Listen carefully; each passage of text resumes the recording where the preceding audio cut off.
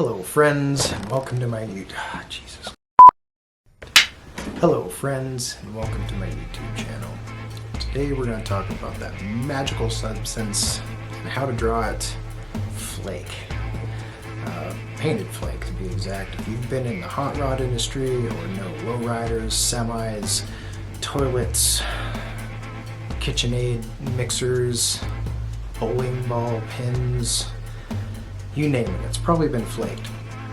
Now, while I'm not a painter and I don't know anything about paint, I know how to draw, and I know that drawing flake kind of makes you go, how the hell do you do that?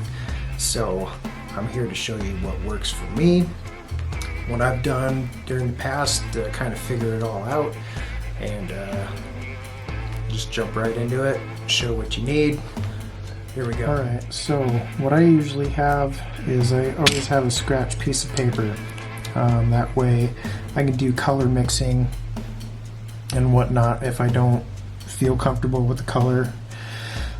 But so for the last commission I did was of Georgia's cutlass, and for that I studied. You have to study your reference picks and kind of pick apart the colors to see what you're going to potentially use. And what I ended up on was the black cherry,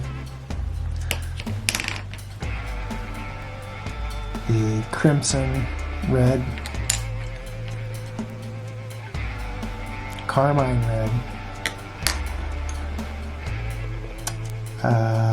the permanent red, and light peach, and hot pink. And all these are Prismacolors. So for that, when I work, I usually go from dark to lighter colors when I'm layering. And when I do that, the base layer, I will do it lightly.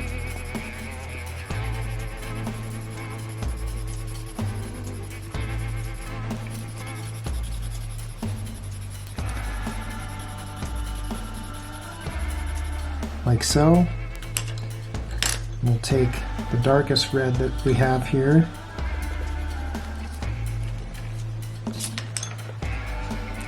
and we'll again lightly go over the base, and we'll kind of feather it out.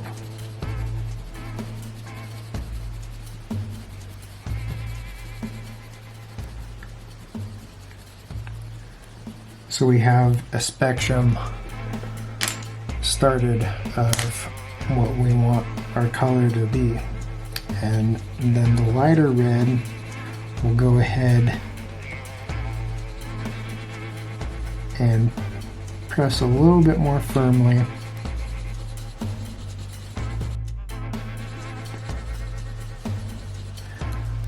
Probably, and you can go back over and kind of feather things out a little bit as needed. Remember, you can always go darker. You can't exactly go lighter.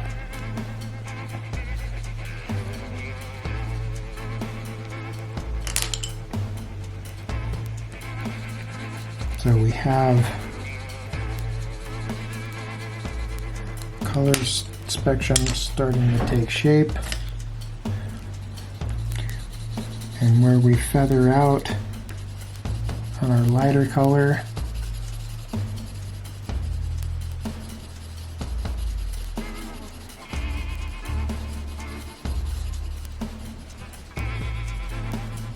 and just continually layering that on top, and you can see going from darker to lighter as we want in the final piece.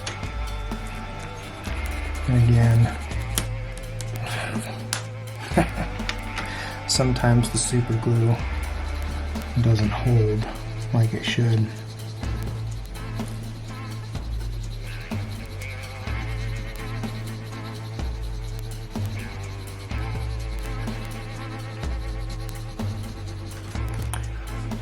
So we have kind of a rough draft of what we want to put onto the piece itself.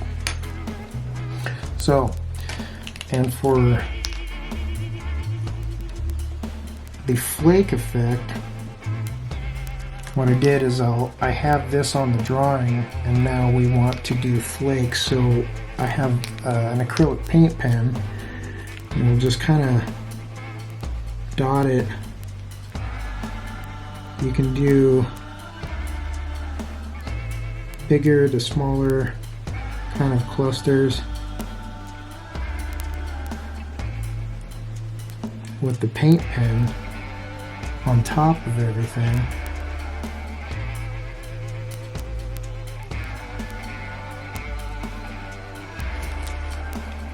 Like so. As you can see, and let that dry a little bit, doesn't take long.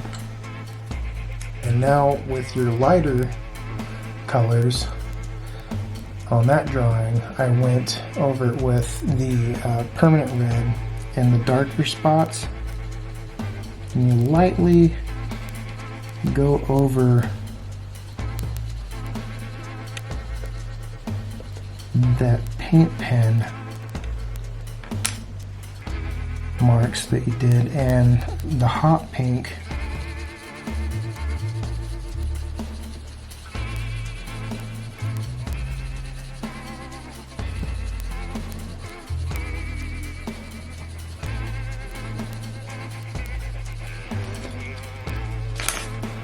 and as you see, kind of have a flake effect, you know, for a drawing. So now that we have this, I'll show you on the time lapse how it's applied on theirs.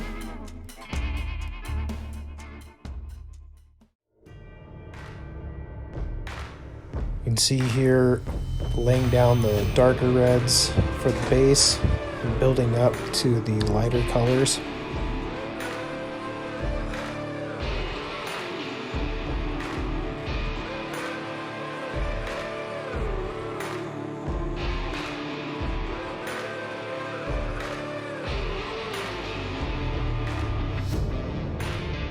Sometimes as you're going along, you'll have variances in colors that differ from your original color spectrum, so you'll just have to adjust as you keep going.